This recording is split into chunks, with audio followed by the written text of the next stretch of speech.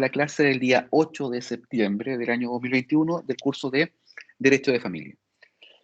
Para efectos de el avance del programa académico, ya hemos terminado toda la unidad, yo diría que preliminar e introductoria de Derecho de Familia, y ahora, previo a ingresar al curso de Derecho Matrimonial propiamente tal, quise tomarme la libertad de tratar un tema que yo creo que lamentablemente no ha sido muy tratado por parte de la academia, muchas veces en los cursos y programas, pero tiene una relevancia que es evidente, que dice relación con las uniones de hecho. Bien, les voy a compartir una presentación que les tengo preparada para que vayamos compartiendo algunas ideas, ¿ya? Y esto porque vamos a ir viendo que dentro del contexto de las uniones familiares vamos a hablar necesariamente de la convivencia o las relaciones de hecho. Y permítame quizás ponerme un poco, no sé, quizás no quisiera ponerme necesariamente latero, pero sí yo creo que es importante de que hablemos de por qué tenemos que hablar del derecho matrimonial, por qué tenemos que hablar de la convivencia o relaciones de hecho. Porque hay un elemento que quizás no lo hemos discutido, pero quizás puede ser un poco evidente que lo planteemos, es que dentro de las agrupaciones humanas justamente surge el concepto de afectividad, ¿ya?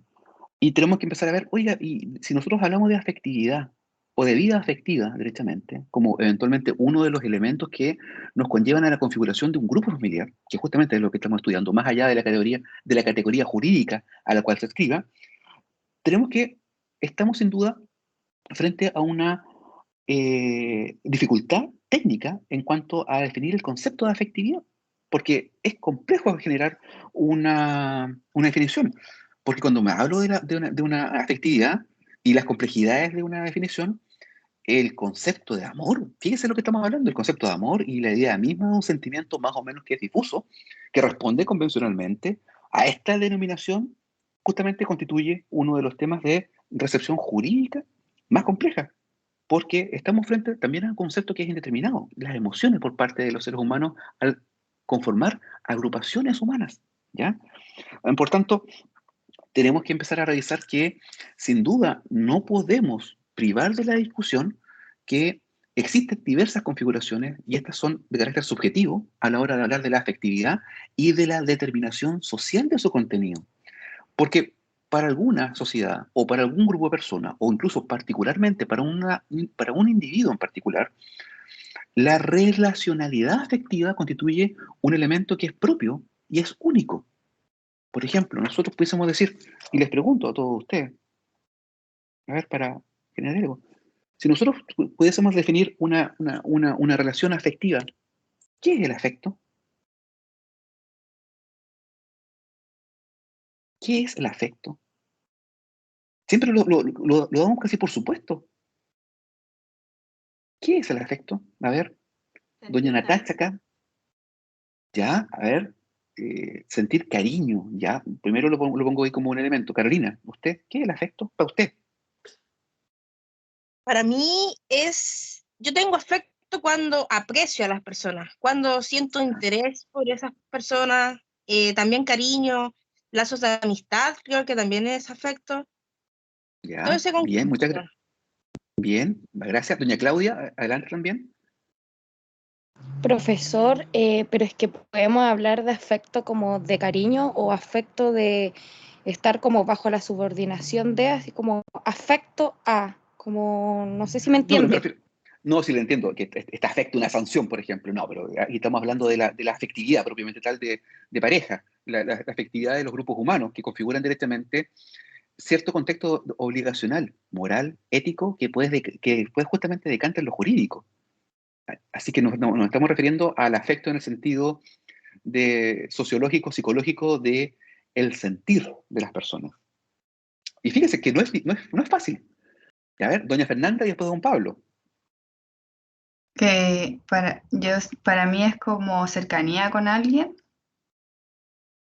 eso. Bien, la cercanía o proximidad, bien. Otro elemento interesante, don Pablo. Profe, yo siento que es el valor de gratitud y gratuidad respecto a otra persona o otra cosa, quizás. De hecho, que puede existir afecto Bien, por animales, qué sé yo. bien. Pero fíjese que hay un elemento, antes de darle la palabra a don Claudio, que también creo que si lo ponemos dentro de diversas dimensiones, o sea, uno puede empezar a revisar Oiga, pero el derecho tendría que regular los afectos de las personas. Primera gran Eh, pregunta. sí, por eso agregué el concepto de gratitud. O sea, perdón, no, de gratuidad, así como en el sentido de relaciones, bueno, valga la redundancia, gratuitas, que no exigen justamente como la reciprocidad de la relación, sino que se hacen y se desarrollan en base a la mera gratitud y aprecio que se le tenga a las personas. Entonces, Bien, entiendo que en ese sentido es el derecho y es el Estado, por medio de las instituciones que determina mediante la ley, va regulando las relaciones de esa persona, evitando que existan problemas o abusos. bien, muchas gracias, Pablo. Don Claudio tiene la palabra y después voy a leer lo que está en el chat que escribió doña Fernanda, parece. Profesor, buenos días. Bueno, el Muy afecto lo buenas. entiendo como el interés mutuo entre dos personas, que el cual el derecho tiene que dar cierta protección. Bien, interesante. Y fíjese que aquí, incluso desde un punto de vista psicológico, hay diferentes nociones respecto de la afectividad, porque usted dice, mire, hay un nivel de gratitud, hay un nivel de compromiso, una reciprocidad, pero ojo, no toda afectividad decanta necesariamente en la configuración de una relación humana o incluso una relación de pareja, que es justamente lo que vamos a empezar a estudiar. Por tanto, la afectividad puede ser analizada desde diversas dimensiones, pero cuando esa afectividad se torna en amor, ¿te das cuenta? Ese sentimiento sublime que pudiésemos llegar a sentir para con otro. ¿Y por qué lo sentimos? ¿Y cuáles son las significaciones de ese sentir? Porque, ojo, sí, eso es lo complejo justamente de esta materia, de familia. Porque no son solamente constructos jurídicos, porque son sentir personal de personas que están advirtiendo una afección dentro de su intimidad muchas veces. Póngase usted, por ejemplo, ¿y por qué le pongo esto? ¿Por qué las personas se unen para con otras, para formar núcleos familiares, independiente de cuál sea su configuración? Matrimonio, acuerdo de unión civil o lo que vamos a ver el día de hoy, una unión de hecho. ¿Qué nos lleva a generar ese constructo? La necesidad de procreación, la necesidad de satisfacción sexual, la necesidad de no sentirse solo, la sensación o sentido de generar un proyecto de vida en común que nos permita desarrollarnos como personas íntegramente y del cual no podemos desarrollar de forma continua, de forma individual. Esos son elementos que sin duda han sido objeto de estudio y no son meras palabras o representaciones. ¿Ya? Canciones por millones han tratado de demostrar el sentimiento.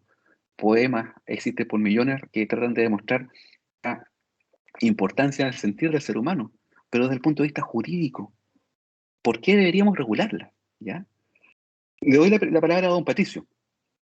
¿Cuándo este afecto se transforma en amor que eventualmente permite la configuración de obligaciones a futuro? Patricio, adelante. Bueno, profesor, muy buenos días.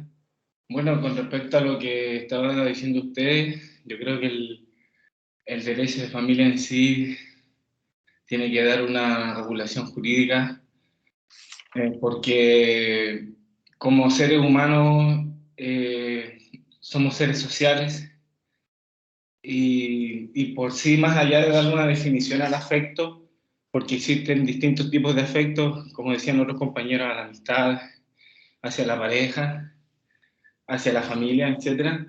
En sí somos seres sociales y es por eso que al relacionarnos con otros individuos se generan estos lazos afectivos.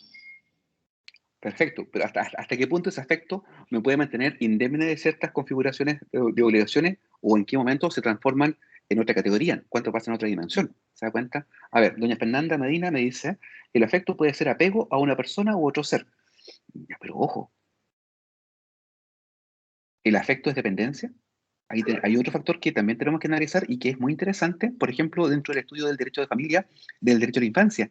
El apego es un fenómeno que es la teoría del apego o el desapego es un tremendo constructo que es meritorio que sea analizado jurídicamente, justamente a la hora de protección de los intereses y los derechos de los niños y adolescentes. Bien, doña Javiera Paz dice, el afecto bajo mi perspectiva dice relación con las emociones, sentimientos que una persona tiene hacia otra. Y por ahí yo creo que quizás nos vamos aproximando un poquitito más, porque fíjese que dentro de la configuración de esta afectividad, nosotros vamos entregando diversas categorías de proximidad, ¿ya? Con lo cual nosotros queremos generar una vinculación que sea de carácter más íntima, más relacional. Por tanto, quizás me tomo de las palabras que dijo quizás don Claudio, porque justamente creo que usted tiene algo de razón en eso, porque los estudios científicos han dicho, ojo, efectivamente, una de las dimensiones del amor, ¿ya? Y en particular del amor que crea relaciones de pareja o vínculos de pareja, justamente es aquel amor personal con pretensión de reciprocidad. Qué interesante esa terminología. Reciprocidad.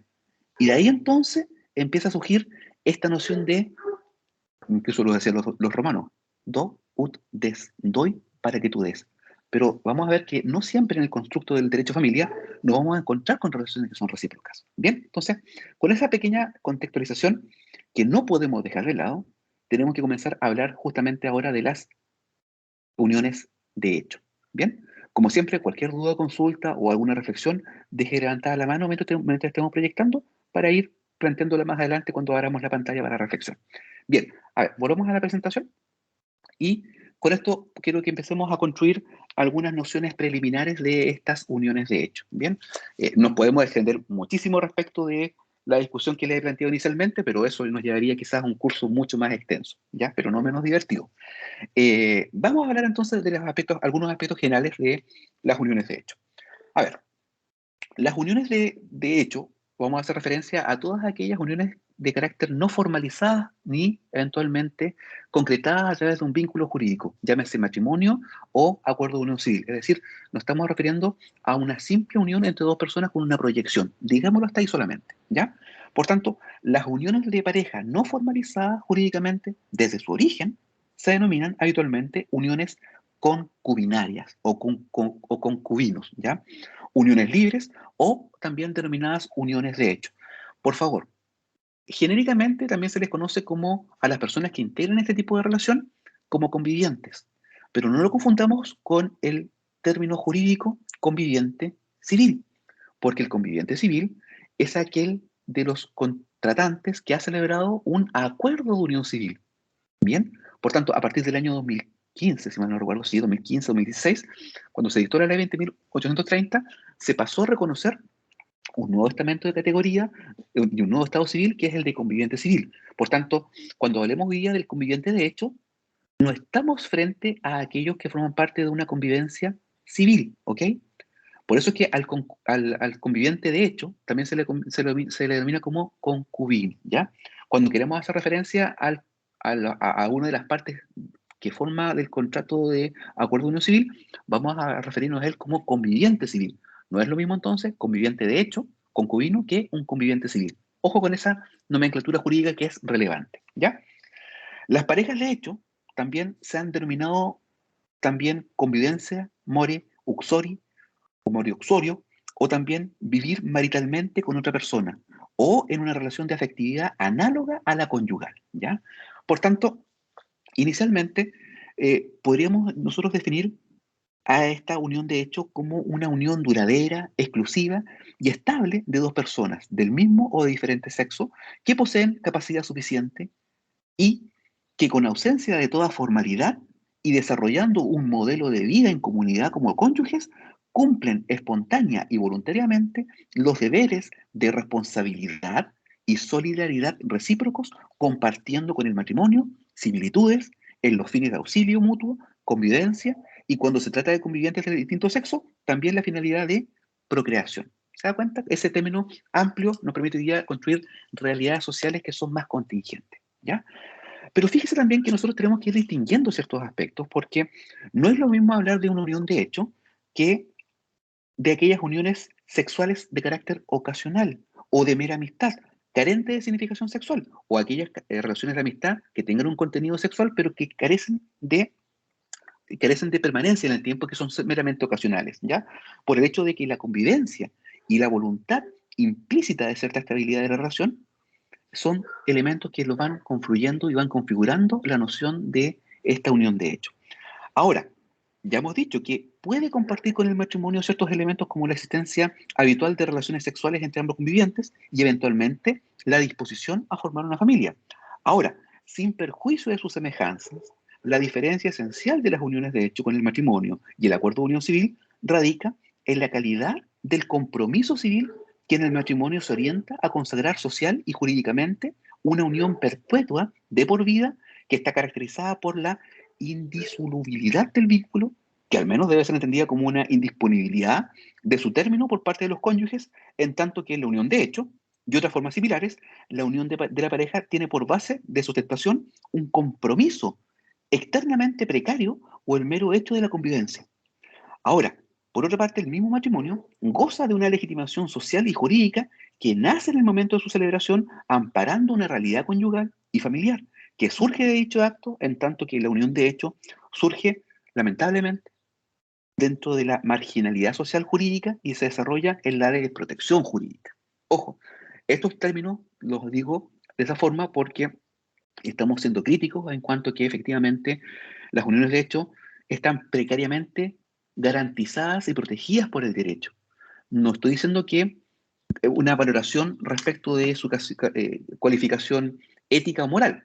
No, todo lo contrario. Las personas tenemos que empezar a conocernos quizás primeramente de forma personal antes de llegar a constructos que vayan a generar otras consecuencias jurídicas. ¿Ya? Lo digo desde el punto de vista meramente jurídico. El legislador lamentablemente otorga una precaria protección a las parejas de hecho. ¿Ya? Por tanto, inicialmente, y sin perjuicio de lo que vamos a ver un poco más adelante y en relación con el texto de la profesora María Asunción,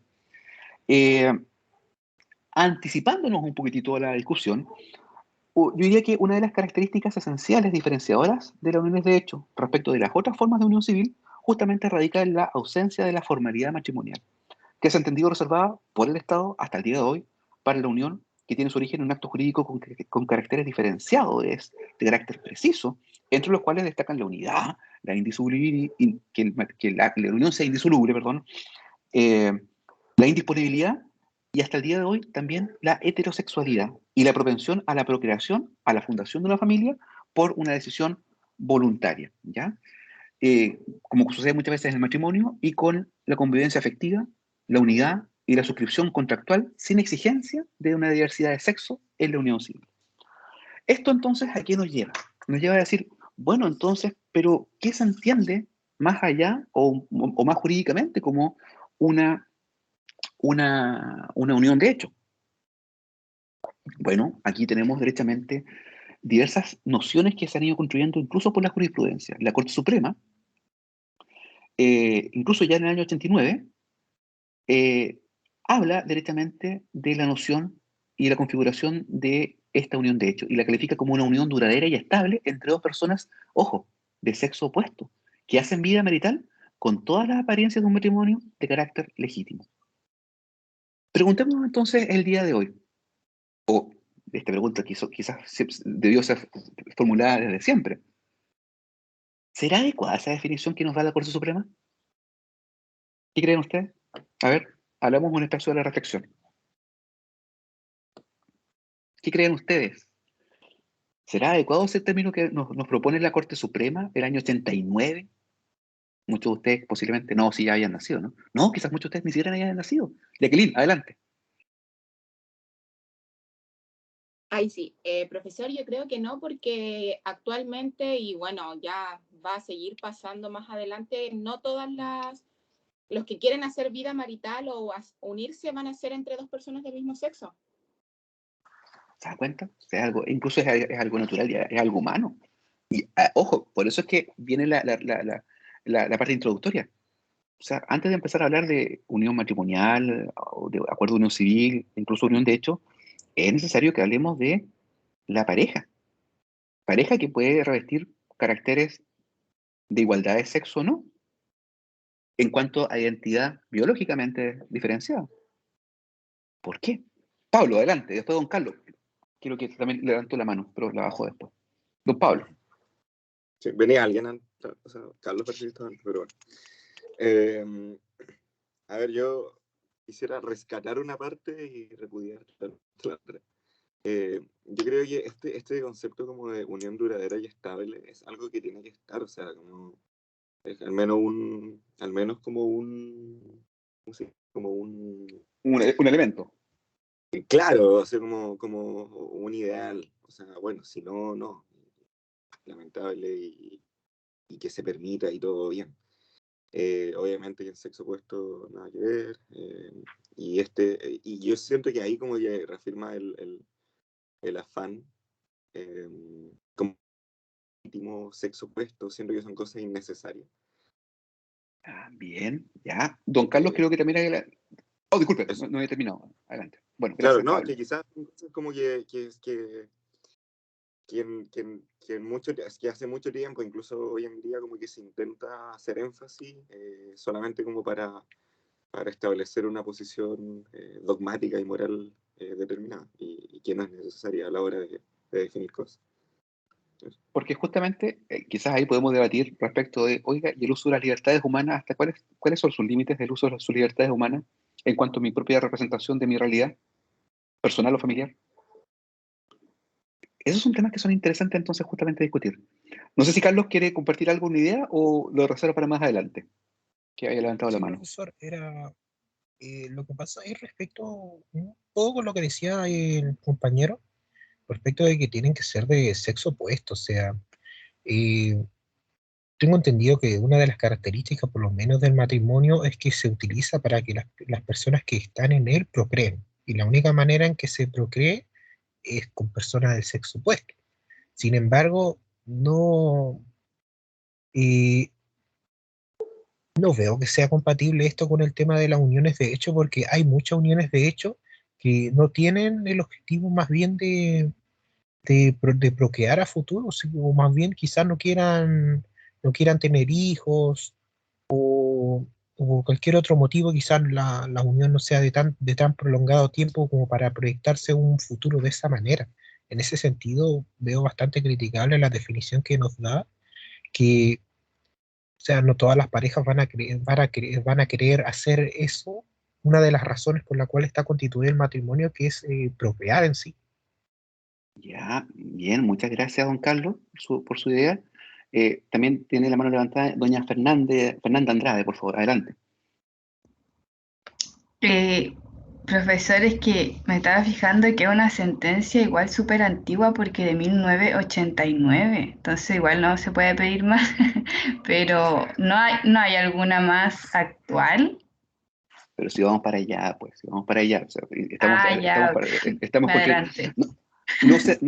No se asuste todavía, sí, tenemos que ir justamente, y esa es la idea. O sea, les quiero contar la realidad. O sea, creo que siempre es responsable conocer los institutos, cómo han sido reconocidos y cómo han ido evolucionando a través del tiempo. Porque si no, sesgamos la visión. No siempre fue así. Pero tengamos, oiga, esa es una visión jurídica que hoy día nos resulta incluso naturalmente ajena. Por favor, respetando las diferencias que pueden existir, y créame que eso es siempre esencial. Una persona puede decir, mire, sabe que para mí, directamente, la única pareja de hecho van a ser aquellas que revisten diferencia en cuanto al contenido de diferencia de sexo biológico. Pero puede que otra persona no diga lo contrario. Pero vamos viendo, ¿será solamente ese factor el que contribuye a que estemos frente a una pareja de hecho? Eso es lo que tenemos que ir construyendo. Don Claudio, no sé si tenía otra pregunta, porque tiene la mano levantada. Sí, profesor, no, justamente iba a señalar algo similar a lo de la compañera, porque estamos hablando de una sentencia del año 89, pero yo tomo en consideración también que el derecho se ajusta a las necesidades en el tiempo en que está la sociedad. Me explico, o sea, estamos hablando de una época en que la mujer todavía estaba como subsumida al hombre en materia de administración conyugal, y de esa forma también teníamos todavía el delito de sodomía, teníamos la ley de matrimonio civil de 1874. Entonces, de alguna forma la Corte Suprema ajusta esa visión de la unión de hecho a esa visión de lo que se había en esa época. Indudablemente hoy en día ya casi no se justifica mucho esa concepción que entregó la Corte Suprema. Pero claro, esa visión, esa forma de definir la unión de hecho, se daba a las circunstancias de la época. Bien, y para esto, por favor, también les pido que tengan en consideración la lectura de la profesora María Asunción, porque en un momento María Asunción empieza a hacer un análisis de cuáles son los elementos que deben tener o deben estar presentes en todas relaciones de hecho. Y también ahí ella hace cita doña Fernanda, de jurisprudencia mucho más reciente para que entendamos también el constructo, ¿bien? Pero también, no sé, pues a ver, al azar, porque quisiera poder escucharlos a todos ustedes, quiero que participen también, ¿sí? Estos son temas que son debatidos en la contingencia. A ver, no sé, doña Leslie, ¿está por ahí o no?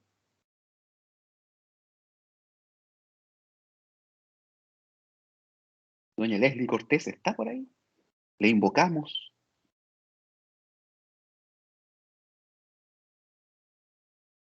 No está doña Leslie, parece. Bueno, queda reservada para después su opinión, ¿ya? Sigamos avanzando entonces con algunas ideas de la construcción de la noción de esta categoría de convivientes de hecho. Previo a comenzar, por favor, no quiero dejar de lado doña Fernanda, adelante. Doña Fernanda Medina Muñoz, adelante. Profesor, buenos días. Disculpe, le quería decir que si bien la sentencia era de bastante tiempo, igual había un elemento que se ha mantenido en el tiempo que igual se menciona en el texto, que se refiere a la estabilidad y permanencia en el tiempo. O sea, que si Bien. bien es bastante antiguo, igual se ha como mantenido eso y se ha rescatado. Y abajo, por lo que leí en la presentación, hablaba sobre que fuera como a la vista de los demás, eh, y que también se menciona como un elemento y que hace referencia a la publicidad o notoriedad Notoriedad. de la relación. O sea, que si bien igual sea el derecho, como dijo el compañero, se adecua en el tiempo, son cuestiones que no han cambiado y que se consideran como requisitos para considerar también la relación de unión de hecho. Y ojo, justamente creo que su comentario es muy idóneo y más que pertinente, porque se trata de ir advirtiendo y reconociendo realidades humanas que pueden llegar a generar consecuencias jurídicas o consecuencias desde el punto de vista de la generación de herramientas de protección a ciertas conductas humanas.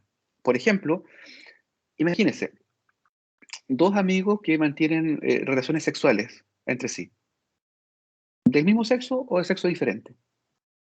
¿La podemos catalogar de una unión de hecho? Para saber si el día de mañana eventualmente pudiésemos aplicarle el estatuto jurídico, por ejemplo, de la violencia intrafamiliar, si es que se hubiese producido algún diferendo en cuanto a su indemnidad física o psíquica o psicológica. ¿Se da cuenta que es importante? ¿La podemos calificar esa unión humana como una relación de hecho, una convivencia? Requiere entonces que, o otro elemento, se requiere necesariamente para que estemos frente a los convivientes de hecho o concubinos que estos vivan juntos. Vamos a ver un poco más adelante entonces cuáles son los elementos que han sido reconocidos tanto por la doctrina y la jurisprudencia para entender de que estamos justamente frente a una unión de hecho y no simplemente a una relación. ¿Se da cuenta? Que es muy diferente. ¿Será entonces el elemento de la estabilidad aquel elemento que es primordial para que nosotros hablemos de que estamos frente a una relación, una unión de hecho? Más allá de, eventualmente de la configuración o la consecución de relaciones sexuales permanentes, o se tenga o no se tenga un proyecto de vida en común, o si se vivan o no se viva junto con otras personas. O sea, son elementos que tenemos que ir viendo cuál decanta con mayor categoría. Bien, voy a avanzar un poquito para ir exponiendo algunas otras ideas y después ir desarrollando las nociones. ¿Dónde quedé? Ah, ya. Quedamos en la sentencia de la Corte Suprema del año 81, ¿ya? Pero también después del año 89, perdón, después del año 2001, encontramos otra sentencia que dice, bueno, a ver, se define el concubinato nuevamente haciendo una diferencia en que un acto por el cual un hombre y una mujer convivan con notoriedad y permanencia de manera que se le considere como un matrimonio, pero sin las formas del matrimonio. Ya. Entonces, ojo, la expresión más utilizada en nuestro Código Civil o por nuestro legislador de familia es el de concubino o concubinato. No obstante, a través de distintas leyes posteriores ha prevalecido la expresión conviviente. Así, por ejemplo, el día de hoy nosotros encontramos en la ley de violencia intrafamiliar este término radicado de forma expresa. No obstante, con la incorporación del acuerdo de unión civil se crea también la figura del conviviente civil. Y fíjese que si nos vamos a leer incluso a profesores más antiguos, imagínense usted, Somarriba, por ejemplo, decía que un hombre y una mujer pueden unirse de hecho sin que entre ellos medie vínculo matrimonial. Semejante unión recibe el nombre de concubinato. palabra que en su origen etimológico viene de las voces latinas cum cubare, comunidad de lecho, ojo, comunidad de cama, ¿ya? Lo que evoca una idea más o menos exacta de lo que podría llegar a ser esta institución. Ahora, evidentemente la noción que les he dado recién corresponde a una época distinta, porque en la actualidad el legislador reconoce efectos jurídicos a las relaciones entre personas del mismo sexo, a través del acuerdo de unión civil. Entonces, en ese sentido, se podría llegar a definir esta unión de hecho como una relación afectivo-sexual entre dos personas que conforman una comunidad de vida de carácter estable y permanente, no formalizada legalmente. Mire qué interesante esa noción que le estoy compartiendo para que entendamos entonces cuando estamos frente a una unión de hecho. ¿Bien? Pero creo que es importante que también estudiemos respecto, oiga, ¿y cuáles son las causas por las cuales derechamente las personas optan por esta vida de pareja deformalizadamente? ¿Ya? A ver, van a ser múltiples, sin duda, elementos que nos van a ir permitiendo construir estas diferentes nociones. Porque no quiero todavía referirme, por ejemplo, al acuerdo de unión civil, porque lo vamos a ver más adelante, y créame que estuve viendo ayer las últimas estadísticas, y cerca de un 85% de los acuerdos de unión civil están siendo celebrados por personas de distintos sexos, dejando reservado el remanente para personas que se unen al acuerdo de unión civil por el mismo sexo, se unen por acuerdo de unión civil teniendo igual sexo, sean hombres o mujeres, ¿ya? Biológicamente diferenciados. Pero creo que también es importante que veamos o que nos interioricemos someramente en cuáles han sido las causas que han permitido directamente esta opción de las personas para unirse en vida en pareja, porque de eso estamos hablando, la unión de vida en pareja. ¿Cuáles son los factores que nosotros podemos encontrar? Bueno, como ahí usted ve, hay factores de carácter social, factores de carácter legal y factores económicos, incluso también de carácter ideológico, porque siempre, ojo, siempre yo creo que hay que ser reflexivo, hay que ser crítico respecto de las causas que provocan o facilitan las uniones de hecho. Porque si uno se pone y se dedica a estudiar el tema, vamos a ver que existe un número apreciable de estudios que entregan variados fundamentos para las distintas motivaciones que concurren en quienes se unen prácticamente como una pareja.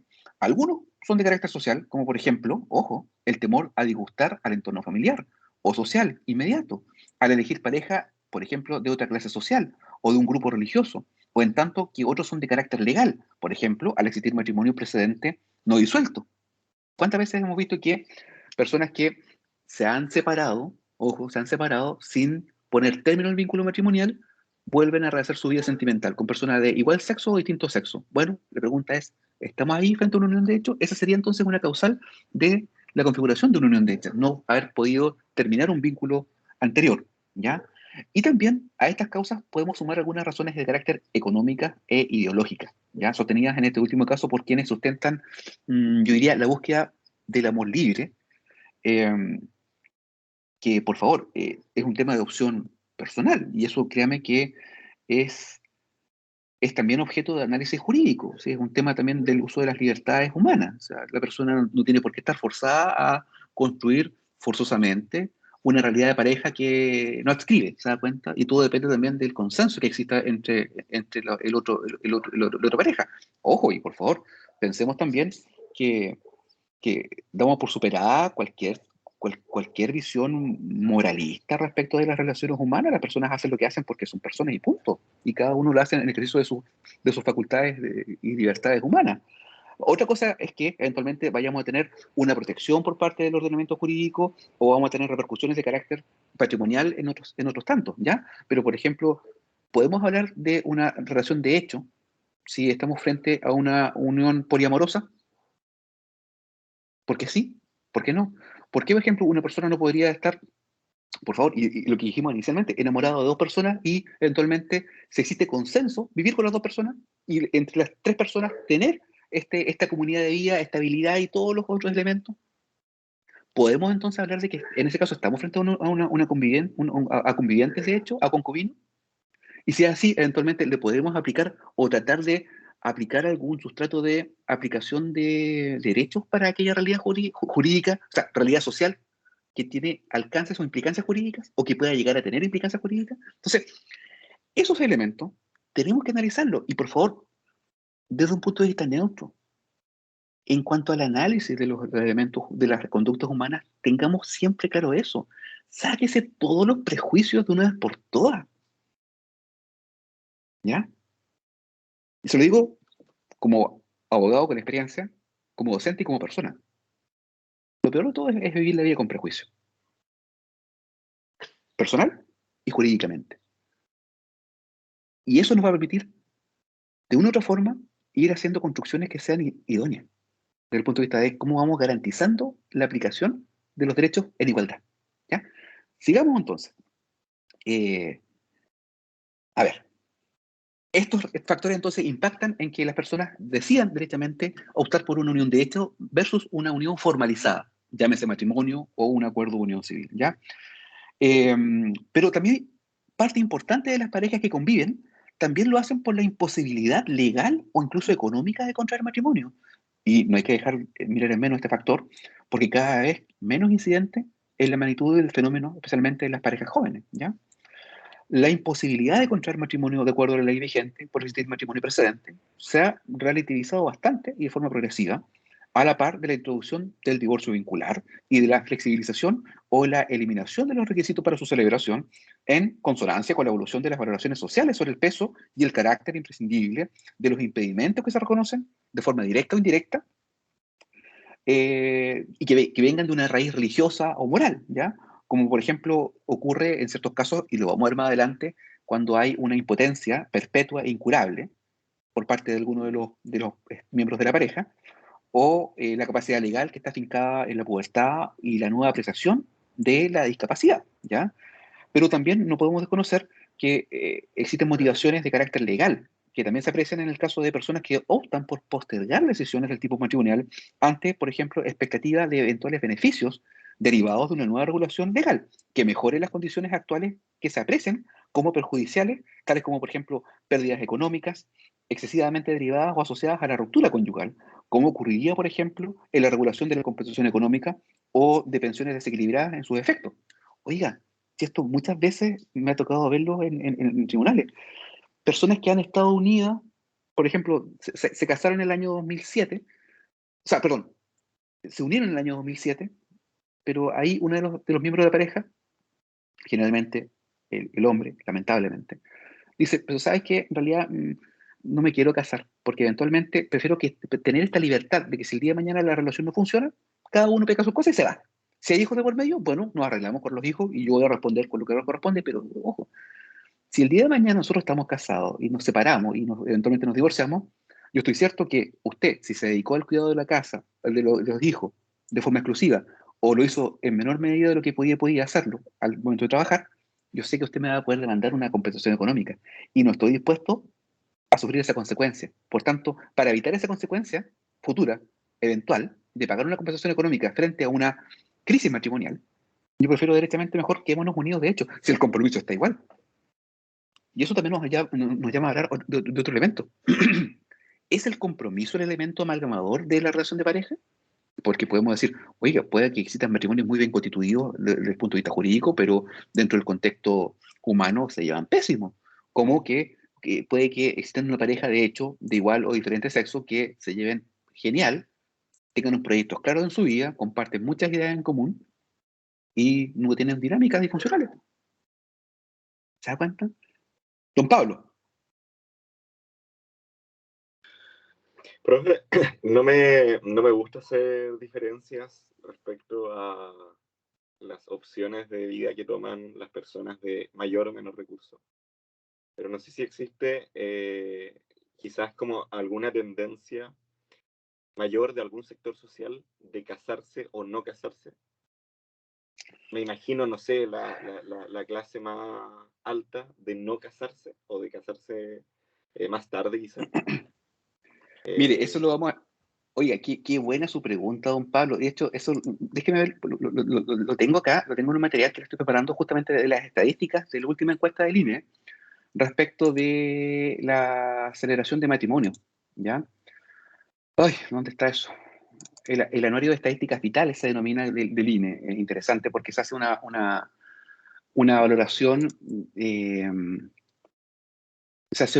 valoración, perdón, una valoración estadística de qué personas celebran matrimonio, en qué edad más o menos, cuál es el estándar de celebración. Fíjese que hoy día el nivel de matrimonios que se celebran antiguamente era incluso bajo los 20 años, llegaba a la mayoría de edad. Hoy día la mayor cantidad o la mayor estadística de matrimonios que se celebran son a partir de los 35 años en adelante, y la curva es increciendo.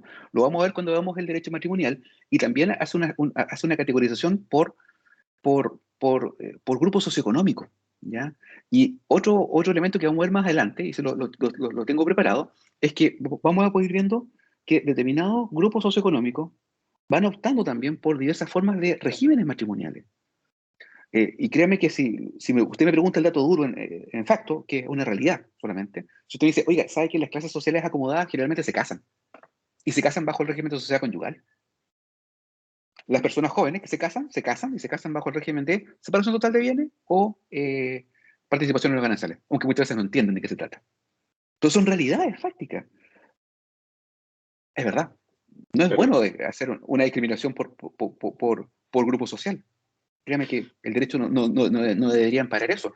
Y por eso es importante también que vayamos estudiando las estadísticas. Oiga, ¿qué está haciendo la gente y por qué lo hace? ¿Ya? Igual, o sea, al menos de lo que yo he visto, las personas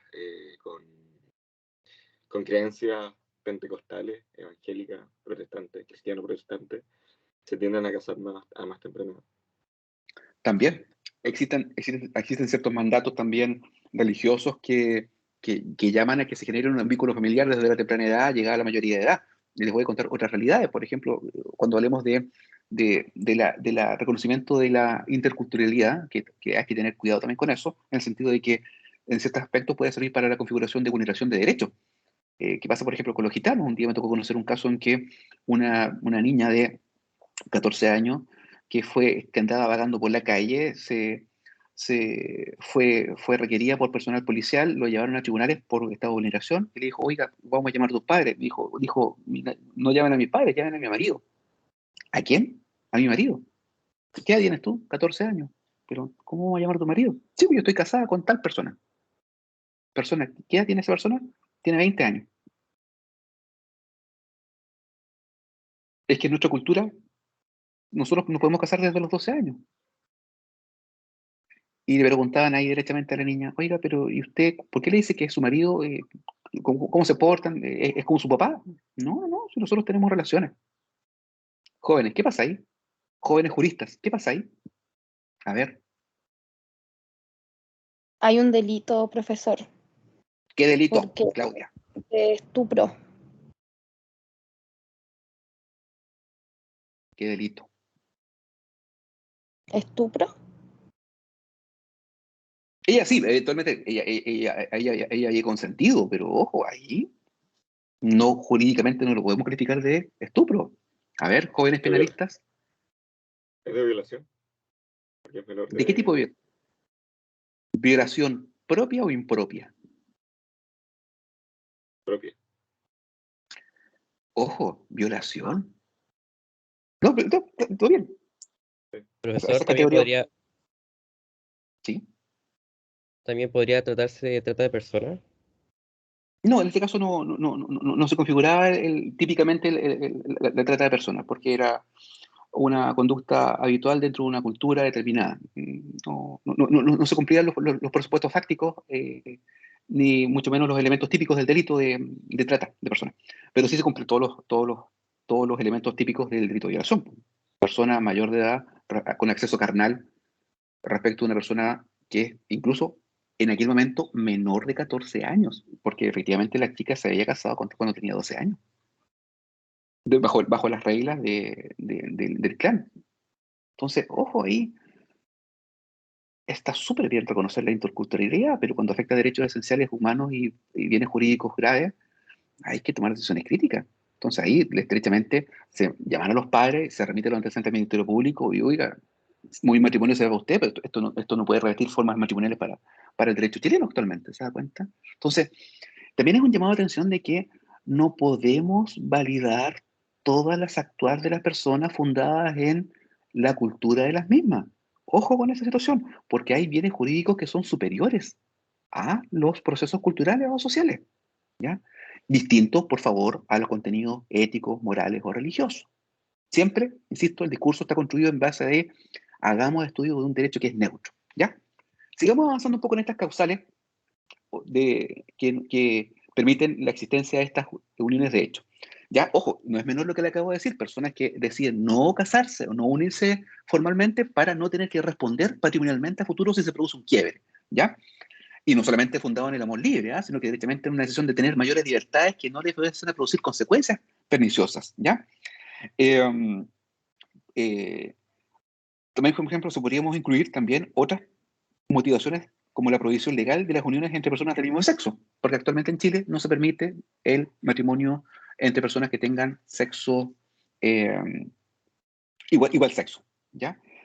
Otras cada vez que son, yo diría, más frecuentes, como por ejemplo puede ocurrir en Europa, se dan cuenta de motivaciones de carácter económico, entre las que se encuentran, por ejemplo, el temor de perder alguna prestación social por parte del Estado, como ocurre, por ejemplo, en el caso del Montepío o del caso de las asignaciones asistenciales, o la eventualidad de sufrir un perjuicio fiscal derivado de mayores impuestos originados en el cambio de Estado civil.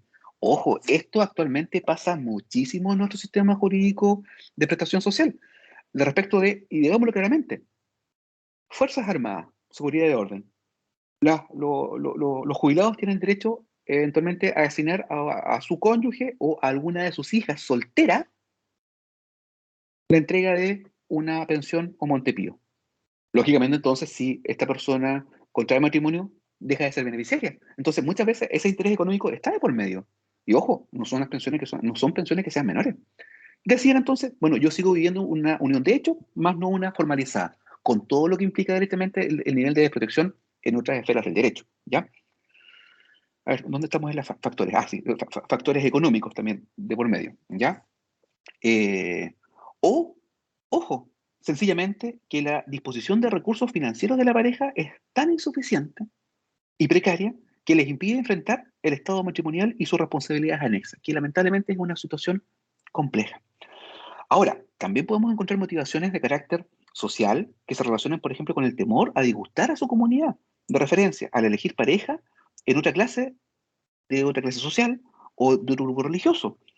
Por ejemplo, incluso, y así hay estudios que lo han planteado con diferencia de raza, ¿ya? Las diferencias determinadas a partir de consideraciones de pertenencia a una clase social, así que también como las de raza y religión, que son no exteriorizadas públicamente, ni mucho menos recogidas legalmente, se mantienen implícitamente, determinando primero el margen de libertad del cual dispone el individuo para realizar su elección, y si lo anterior es evitado a satisfacción de la familia, probablemente se va a significar en prevenciones expresas o capitulaciones expresas en que legalmente se transfiguran en opciones que evitan los regímenes patrimoniales de naturaleza comunitaria y optan por los patrimonios separados. Yo diría que una motivación social quizás menos gravosa, pero igualmente presente, especialmente cuando, por ejemplo, es la mujer la que tiene una mayor edad. ¿Se da cuenta? Sí, hay diversos fenómenos que impactan a esta configuración. Y sin duda también se puede sumar a todo lo que hemos dicho a otras motivaciones que incluso pudiesen ser más complejas y de yo diría que de menor entidad apreciable, que pueden ser definidas como ideológicas, entre las que se incluyen, por ejemplo, filosofías que enfatizan la validez y la necesidad de la búsqueda de una relación pura, ¿ya? La cautela de la libertad individual o que promuevan directamente el amor libre o no sujeto a control estatal y social, pudiendo también considerarse actos de objeción de conciencia realizados por integrantes de grupos religiosos contrarios a la específica forma de regulación del matrimonio o a un determinado orden legal, jurídico, como el acuerdo de unión civil, que incluye, por ejemplo, un divorcio excesivamente abierto a la vista de estos grupos. ¿Se da cuenta? O sea, hay configuraciones de carácter también social que pueden significar la toma de decisión en no optar por una forma de matrimonial, ¿ya? O sea, hay diversos factores y como usted puede ver son factores que son humanos y son factores sociales, ¿ya? Tengámoslos en consideración. Vamos entonces ahora a tratar de referirnos a algunas ideas respecto de... yo creo que, permítame referirles nuevamente este constructo que les compartí inicialmente. Cuando nosotros podemos entender, la profesora María Asunción puede dar otra definición, pero creo que nos puede dar una mejor visión de las cosas, que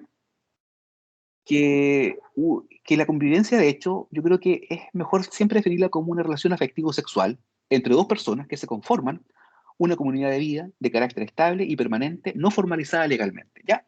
Y a partir de eso, entonces, tenemos que ir viendo, oiga, entonces, ¿cuáles son las principales características de este tipo de uniones de hecho? A ver, jóvenes, acá vámonos a revisar el texto de la profesora Asunción, porque después yo le puedo plantear otras que yo creo que sí son los elementos. A ver, partamos. Jóvenes, cualquiera de ustedes libremente, si no después yo pregunto. ¿Cuáles son los requisitos que establece la profesora María Asunción que son integrantes de los elementos que integran o los requisitos que configuran una relación de hecho? ¿Cuáles son los requisitos? Profesor, el primero es vivir juntos y cohabitar. ¿Ya? Bien. Luego, la estabilidad y permanencia en el tiempo. Bien. La publicidad o notoriedad, la relación Bien. entre un hombre y una mujer, la comunidad de vida ¿Ya? y esos. ¿Se da cuenta? Y tenemos 5 elementos que aparece la autora indicando que formarían parte de requisitos para que estemos frente a uniones de hecho. A ver, hablemos de cada uno de ellos. Expresémonos nuestras ideas al respecto. A ver, don Bastián Rojas, ¿está por ahí? Lo invocamos.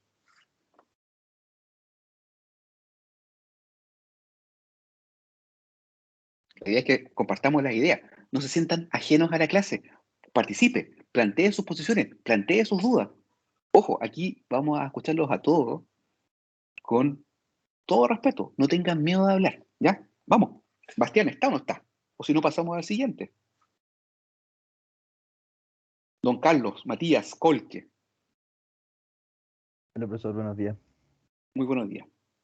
Profesor, en relación a vivir y cohabitar juntos, bueno, la ¿Sí? autora hace en relación de que tienen que entenderse que convivir, principalmente, menos lo que yo veo, que es la mantención de relaciones sexuales, que es como el factor principal. Y en este caso de que el domicilio, donde el hogar en conjunto tiene que ser como el centro del núcleo de la familia, o sea, el centro del núcleo de la relación de convivencia.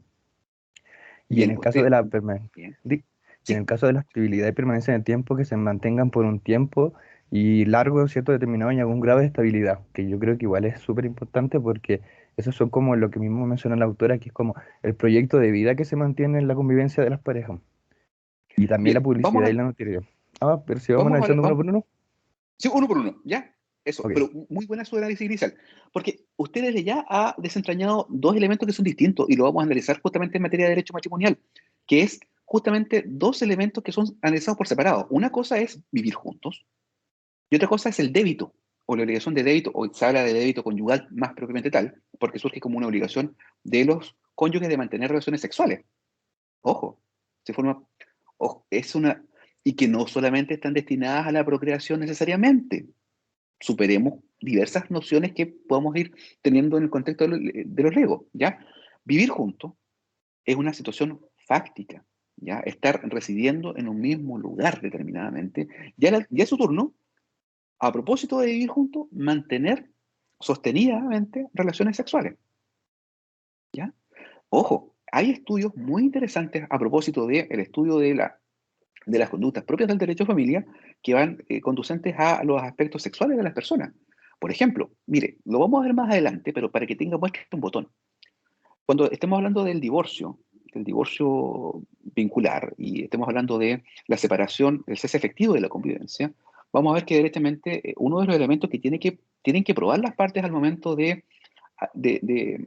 presentar su demanda de divorcio en el mismo tribunal es que efectivamente las partes están separadas y que han cesado la convivencia y, ojo, y que no han reanudado la vida en común. Me tocó ver una vez un caso en el cual directamente las partes estaban separadas, habían hecho un cese de convivencia, pero el marido a veces se quedaba en la casa donde estaba todavía la mujer en ese entonces con sus hijos, y a veces cuando se le hacía tarde se quedaba en la casa. Y muchas veces ellos mantenían relaciones sexuales. Estaban separados, pero mantenían relaciones sexuales. Cuando llegaron al tribunal, llegaron al juicio, dijeron, bueno, pero a ver, y aquí hubo cese efectivo de la convivencia. Por una parte, la mujer dijo, sí, efectivamente había cese de la convivencia, porque mire, aquí nos separamos en tal fecha, acá está el acta de cese de convivencia, y han pasado más de 3 años en que nosotros no estamos viviendo juntos.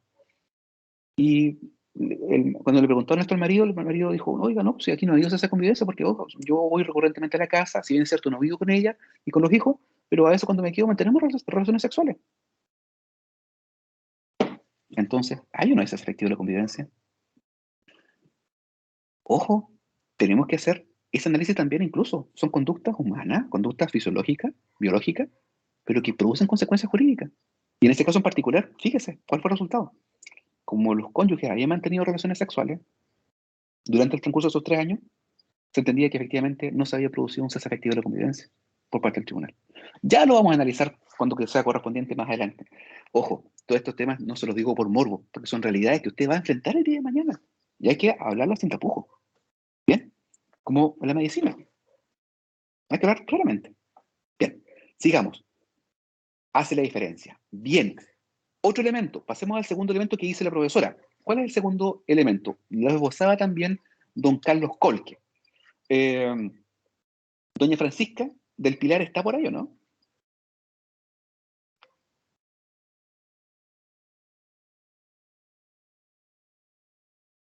¿No está doña Francisca del Pilar? A ver, pasemos a alguien más. Doña Geraldine está por ahí. La invocamos.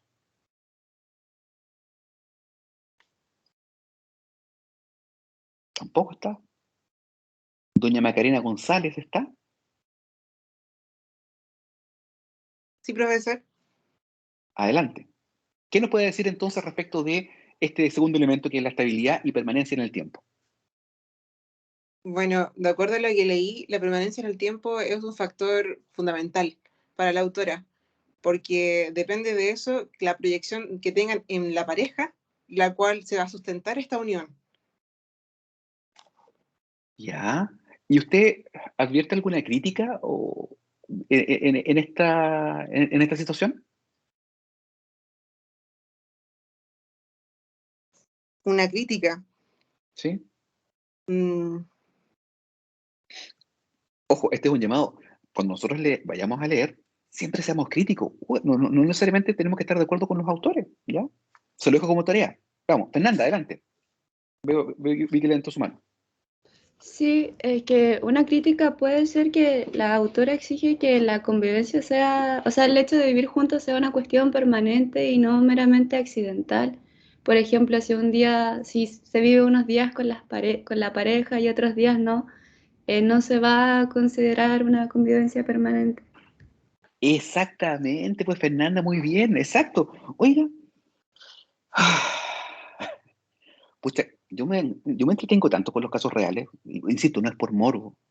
Lo vamos a ver también, lo tenía preparado cuando habláramos de divorcio, pero usted me obliga a plantearlo ahora. Oiga, fíjese que, imagínense, hay una persona que estaba casada acá en Antofagasta y que tenía un trabajo en una zona distinta de Antofagasta y tenía que viajar recurrentemente a ese lugar.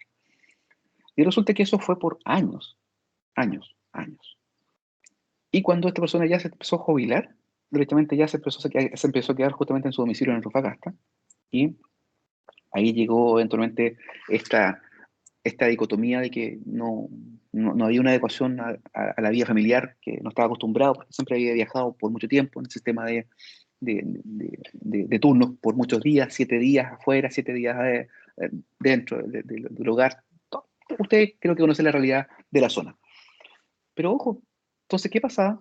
Cuando estaba acá en Antofagasta vivía con su mujer y con sus hijos, y cuando estaba en otra ciudad vivía junto con otra pareja. Y eso fue por años. Pero eran algunos días a la semana. ¿Se da cuenta? La pregunta es, ¿esa otra relación la pudiésemos calificar de una unión de hecho? Porque, ojo, ¿era permanente en el tiempo? ¿Era estable en el tiempo? ¿Era transitoria? ¿Era circunstancial? ¿Qué es lo que define directamente la permanencia en el tiempo o la estabilidad? Porque son dos elementos distintos. Una cosa es la permanencia y otra cosa es la estabilidad. Yo puedo tener una conducta que es permanente pero no estable. ¿Se da cuenta? O sea, o yo puedo tener un compromiso permanente con una persona, pero estoy establemente quizás en otro tipo de relación o en otro lugar. ¿Se da cuenta? La podemos entonces autocalificar como realmente una relación de hecho que va a llegar a generar la protección jurídica del mismo. Ese es justamente un hito crítico que hay que ir planteando. A ver, doña Angélica María Alarcón, ¿está por ahí o no está? ¿Cuál es el tercer requisito? Jacqueline, ya que usted levanta la mano, adelante. Profesor, tengo una duda respecto al segundo elemento. ¿Qué se le ¿Ya? puede definir por duradero? ¿Qué es lo que se puede definir por duradero? Exactamente. Lo vamos a ver un poquitito más adelante cuando empecemos a revisar cuáles pueden ser las regulaciones jurídicas o las consecuencias jurídicas de las uniones. Porque, en última instancia, ¿quién va a ser el que califica directamente si estamos o no frente a una unión de hecho para saber si efectivamente tiene protección jurídica? El juez. Por tanto, siempre habrá que tratar de acreditar que efectivamente estamos frente a una relación que cumple con todos estos baremos, con todos estos requisitos. El juez va a decir, oye, sí, efectivamente, oiga, sí, usted estaba 3 días a la semana en aquel lugar, pero eh, eso no quite que usted tenía una relación permanente, estable y continua en el tiempo, aunque transitoria en ciertas épocas. Por tanto, quizás la relación sí era duradera. Entonces, vamos a ver también si la aplicación de esta noción de convivientes de hecho o concubinos se cumple solamente cuando se cumple, por ejemplo, estos dos requisitos que hemos visto, la estabilidad y permanencia en el tiempo y el vivir juntos y cohabitar. ¿Qué pasa si faltan los demás elementos? ¿Podemos estar frente directamente a una unión? De hecho, si le falta, por ejemplo, esta publicidad y notoriedad, ¿qué pasa si directamente esta relación, y le propongo yo este tercer requisito que habla la profesora, ¿qué pasa si eventualmente a esta relación de pareja le falta la publicidad, le falta la notoriedad? La publicidad, nosotros sabemos, debe ser manifestado externamente. Por tanto, lo decía la autora, el derecho solamente va a prestar solución jurídica o va a atribuir efectos en la medida en que esta relación se ponga en público conocimiento socialmente. ¿Se da cuenta? Ahora, ¿merecerá el misma protección si esta relación se mantiene en la clandestinidad, por mucho que sea duradera y estable en el tiempo? De eso se trata entonces, del análisis de las conductas humanas. Y eso es lo que lo hace interesante. ¿Bien? Si una persona tiene Yo una creo relación que de...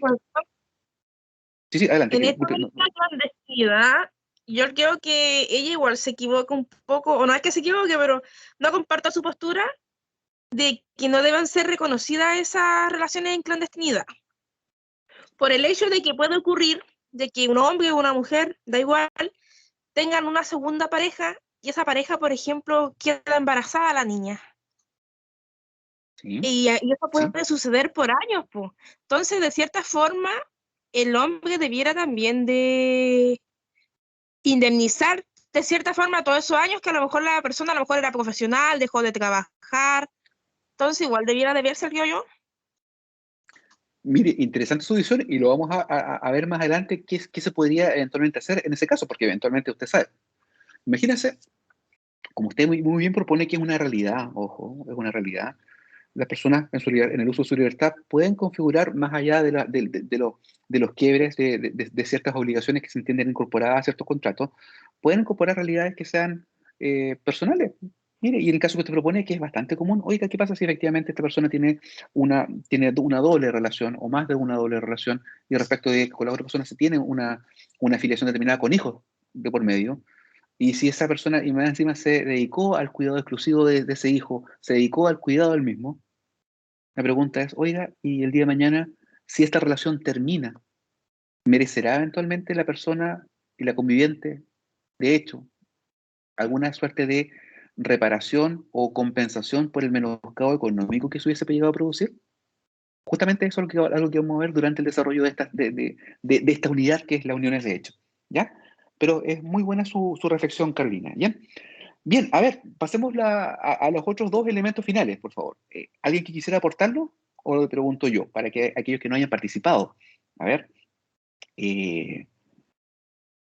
doña Francisca del Pilar está, ¿o no?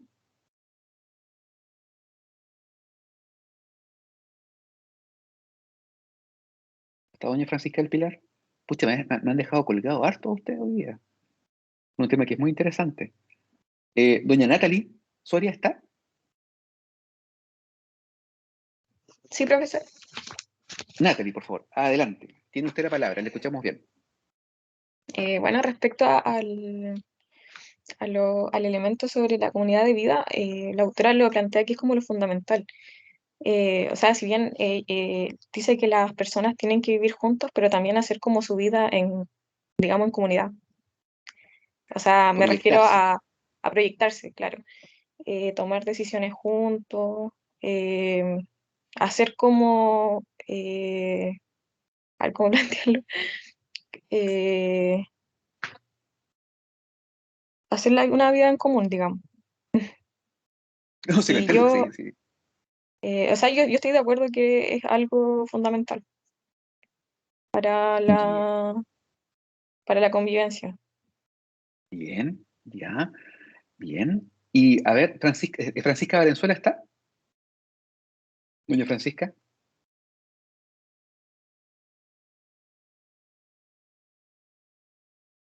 ¿Está? ¿Y doña Paula Cortés Romero está?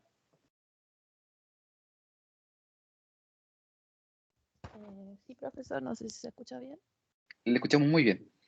¿Y cuál sería el último elemento que toca indicar? Que dice la profesora María Asunción. Comunidad de vida, que Loca. dice que es fundamental en cuanto a las uniones de hecho, que permite diferenciarlo igual de otro tipo de relaciones y que dice más que nada de hacer una vida en común con el otro, a través de las relaciones de afectividad que se generan y se caminan entre la pareja y que como tiene como fin alcanzar la vida en común en general. Ya. Y justamente esto es importante porque cuando se producen los periodos de crisis familiares, es donde surge toda la necesidad de protección del aspecto jurídico. Mire, si cuando las cosas van bien, el derecho no importa. El derecho empieza a ser necesario cuando las cosas no van bien. Cuando eventualmente se acaba el afecto, se acaba el amor para algunos. Por eso yo siempre le digo, o sea, oiga, si el día de mañana usted se quiere casar, primero espere que se le pase todo el amor, porque usted no puede dejar entregado a los sentimientos, a las emociones, tan importante contrato en la esfera de la configuración de la sociedad, ¿ya? Civilmente hablando, ojo, ¿ya? Falta también un elemento todavía que no ha mencionado. A ver, levantó primero la mano don Carlos y después doña Claudia. Don Matías, Claudio. Profesor, Carlos. profesor, en relación al elemento de la relación entre un hombre y una mujer, y dice, la autora se basa en que es la doctrina quien sustenta de que se debe crear como una analogía al estatuto matrimonial, porque el matrimonio es propendiente de las partes de un hombre y una mujer.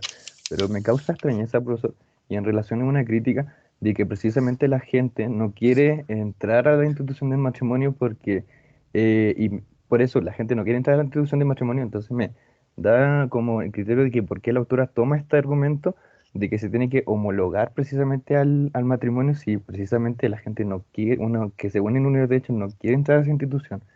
Entonces, como un argumento que encuentro que es como no es suficientemente fuerte como para decir que necesariamente tenga que ser una unión de hecho entre un hombre y una mujer. Bien, bien, me parece muy buena su visión. Doña Claudia, adelante. Profesor, yo igual me surgió como una duda con respecto a esos dos elementos o requisitos que es, por ejemplo, vivir junto y cohabitar y la relación entre un hombre y una mujer, porque es más bien una crítica, porque, por ejemplo, ya en las relaciones que dices de un hombre y una mujer, pero por ejemplo en las relaciones homoparentales, ya efectivamente ellos igual mantienen relaciones sexuales, pero por ejemplo, con respecto a que se menciona así como constitucionalmente, como la protección a la familia, a los hijos y todo, pero de repente hay relaciones entre hombres y mujeres que no pueden tener hijos tampoco, como que no van a preservar como la humanidad, por decirlo así. Entonces, ¿por qué como que no se daría si no se da, por ejemplo, en una relación homosexual, en una relación heterosexual tampoco? Muchas veces no se da y sí se permite como una unión de hecho y no viceversa. Es que justamente esa es la crítica que le podemos hacer a la autora. Claro. Oye, será. Ya. ¿será necesario entonces integrar al concepto de unión de hecho la diferencia de sexo realmente? ¿Es eso, es el elemento importante de la configuración de este tipo de relación? Quiero dejar reservado algunas cosas para posterior. Esta clase va a tener que quedar suspendida porque hemos avanzado con harta reflexión, así que después vamos a ver otros elementos. Marcel, adelante. Sí, es que también tenía esa misma duda porque aquí se refiere que esta apariencia de matrimonio estaría presente en las uniones de hecho. Por lo tanto, ¿está haciendo una similitud? O sea, le pregunto, ¿están las uniones de hecho con ser esponsales, si no me equivoco el término? No, el esponsal es la promesa de matrimonio mutuamente aceptada, ¿ya? Por ejemplo, los novios, si han eventualmente, con diferencia de sexo, han dicho, oiga, ¿sabes? ¿Te quieres casar conmigo? Sí, sí quiero, todos felices. En ese instante se genera lo que se denomina un esponsal, que es la promesa de matrimonio mutuamente aceptada. Que acá justamente no es del caso, ¿ya? Y fíjese que, y siempre creo que eso es lo importante de que nosotros vayamos leyendo harto para que también nos vayamos formando espíritus críticos, ¿ah? Porque podemos compartir muchas visiones que son elementos integradores. Oiga, diría que en cualquier relación de pareja o que vaya a ser a largo plazo, dure lo que dure, tiene que haber un proyecto, una comunidad de vida. Tiene que haber quizás también una publicidad de notoriedad. O sea, ¿qué pasa si existe una clandestinidad? ¿La podemos calificar propiamente tal de una relación de hecho? Si esta más encima no es estable, si no viven juntos, si no tienen sexo de por medio o relaciones sexuales de por medio. Entonces, ¿o será lícito integrar necesariamente para que hablemos de una relación de hecho o una conviviente de hecho, de que tenga que necesariamente ser similar al matrimonio, pero solamente sin las formas matrimoniales? Justamente es eso lo que la doctrina ha tratado de ir revisando y también la jurisprudencia a ir cotejando de cuáles son directamente quizás los requisitos más comunes que nosotros podemos encontrar en este tipo de relaciones humanas. Heterosexualidad, permanencia estéril en el tiempo, la cohabitación, la comunidad de vida. Otro elemento que no hemos tocado y lo vamos a dejar para después. Oiga, ¿y qué pasa con la fidelidad o la singularidad de la unión? Si esta persona tiene muchas relaciones de hecho, ¿todas son relaciones de hecho? ¿Qué pasa? ¿Existe una obligación de fidelidad cuando se tiene una relación de hecho? ¿Qué pasa con la capacidad matrimonial? Que existe directamente pactos consensuados, libres y espontáneos, que exista un afecto, un afectio, y eventualmente con o no existencia de una descendencia. Creo yo que tratando de sistematizar esto, porque una es lo que dice la profesora, por ejemplo, María Asunción, o estos son los que digo acá, quizás las principales características que ha brindado la jurisprudencia al reconocer ciertas realidades humanas, pero yo creo que, y permítanme compartirles una visión personal respecto de cuáles creo yo que son los requisitos que comparten las uniones de hecho, ¿ya? Y se lo digo con toda humildad. Primero, yo diría que las principales características es que es una relación, es decir, se trata simplemente de un hecho jurídico, ¿ya? Es una relación. Se trata entonces de un hecho jurídico, ¿ya? En segundo lugar, fíjese, creo que se trata de una unión entre dos personas, ya sea de diferente o del mismo sexo, ¿ya? Y acá, permítame hacer la diferencia. Excluyo bajo esta categoría posiblemente, en consecuencia, las relaciones entre más personas, por ejemplo, las trirejas o aquellas que son fruto de poliamor, que, ojo, son relaciones humanas, propiamente tales, que, ojo, merecen cualquier tipo de reconocimiento, pero que no la podemos calificar como como una relación propia de un conviviente de hecho. Solamente eso estoy haciendo la diferencia, porque vamos a ver después si el derecho la protege, ¿ya?